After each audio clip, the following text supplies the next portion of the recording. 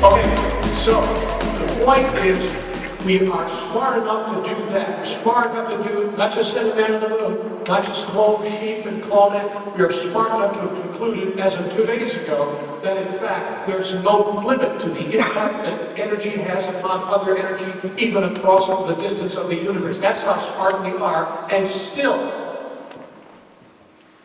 with that level of intelligence, as a collective of sentient beings on the earth, and still we haven't got it figured out about this thing we call God. Still, there's something we clearly don't understand, the understanding of which would change everything. So the question becomes, what is it that we don't understand? And what is it that those who do understand don't practice? So I'm going to share it with you, and it's not going to be new. You've heard it time and time again. Wouldn't it be neat if it was something new? At least you could say, oh, well, I didn't know that. Wouldn't it be neat if you could say, at least say, well, I've never heard that before. But in fact, it's going to be something that we've all heard time and time again. I've heard it time and time again throughout my life, and I have not lived it, not even living it now. Because no one will tell me how. But let's get to the answer first, and then we'll get to the how, yeah? What is it we don't understand? The understanding of which would change everything?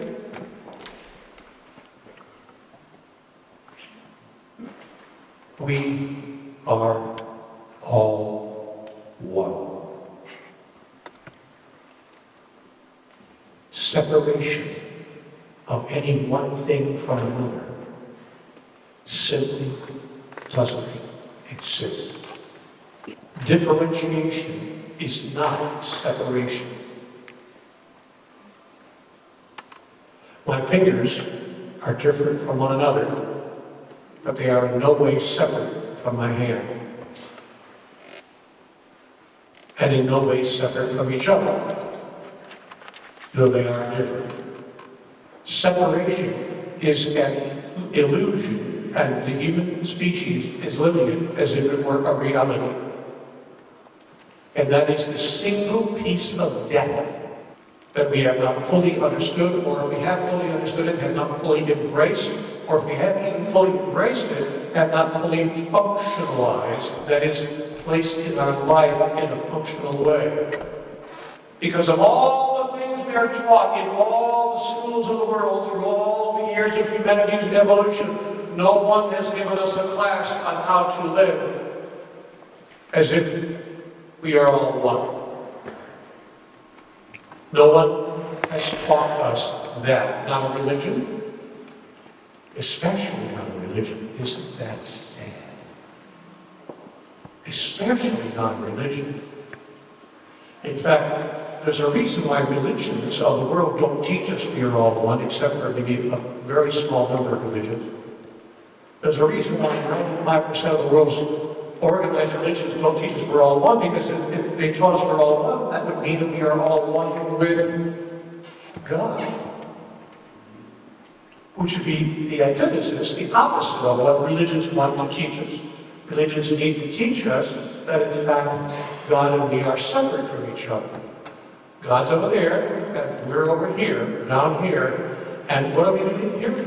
Religion's answer to what we're doing here is we're here, we came here through no choice of our own. It was not a free choice, we just kind of showed up one day. Oh, here I am.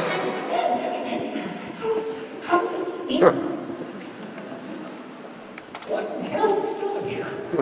I mean, what am I doing here in hell?